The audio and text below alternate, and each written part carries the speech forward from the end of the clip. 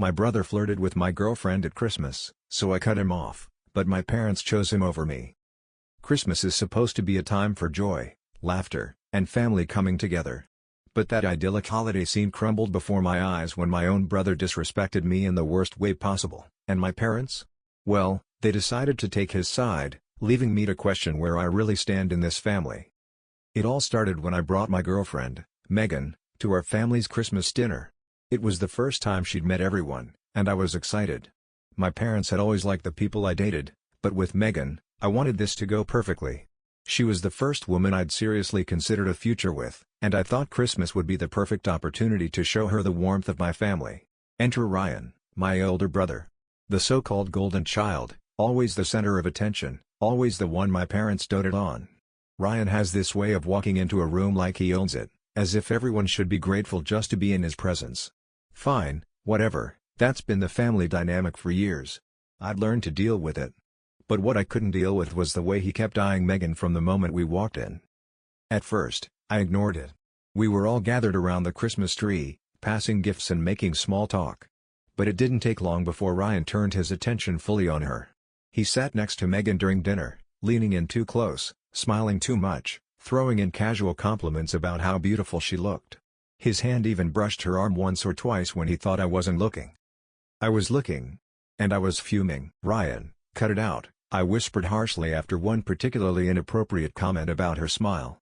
He just smirked, as if my anger was a joke. Megan, being as sweet as she is, laughed it off, probably trying to keep things light. But I could see the way Ryan looked at her, it wasn't innocent. It was predatory, and I wasn't going to let it slide. After dinner, things got worse. Ryan made a point to monopolize her time, keeping her engaged in every conversation, standing too close while we all exchanged stories around the fireplace. At one point, I walked into the room and found him showing her a funny video on his phone. Their heads leaned in together, his arm draped casually over the back of the couch as if he belonged there, like he had some right to invade my space with Megan. That was it. I pulled him aside, out of earshot of everyone else. "What the hell do you think you're doing?" I demanded, my voice barely under control. He gave me that smug look, the one that always made me feel like he knew something I didn't. "What? I'm just being friendly. Relax, little brother." "Friendly?" I hissed. "You've been flirting with her all night.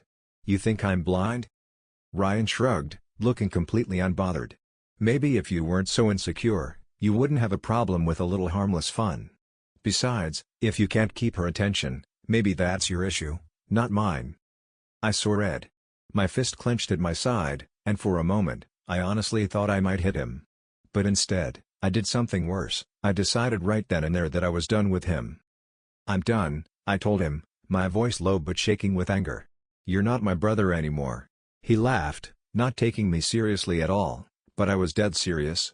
I walked back into the living room, grabbed Megan's hand, and we left without saying goodbye to anyone. On the drive home, she kept asking what had happened, but I was too angry to explain, and honestly, too ashamed. How could I tell her that my own brother had been hitting on her in front of my entire family, and no one had said a word? The next day, I got a call from my mom. She wasn't calling to ask if I was okay or to talk about how inappropriate Ryan's behavior was. No, she was calling to scold me for making a scene and overreacting. "Your brother was just being friendly," she insisted. "You embarrassed the family by storming out like that." I couldn't believe it. "Friendly? Mom, he was flirting with my girlfriend. You saw it, everyone saw it." "You're overthinking it," she said dismissively. "Ryan's always been a little playful. It's just his personality. You know that." "Playful?" I snapped. "It wasn't playful, Mom. It was disrespectful. He crossed a line, and I'm not going to just pretend it didn't happen." "Well, you need to apologize to him," she said, as if that was the logical solution. "Christmas is a time for family, and you ruined it. Ryan didn't do anything wrong, but you owe him an apology." At that moment, I realized what had been painfully clear for years: Ryan could do no wrong in my parents' eyes. He was the golden child, the one they would always choose, no matter how badly he acted. "I'm not apologizing," I said coldly. "And until Ryan owns up to what he did, I don't want anything to do with him, or you, for that matter, if you're going to keep defending him." "You're being ridiculous," my mom shouted. "This is your family. You can't just cut us off over some misunderstanding." I paused, my heart pounding, the weight of years of feeling second best settling heavily in my chest. I can, and I will. And that was it. I hung up the phone, not sure if I had just cut ties with my family for good. It hurt, but not as much as knowing they had chosen him over me, again.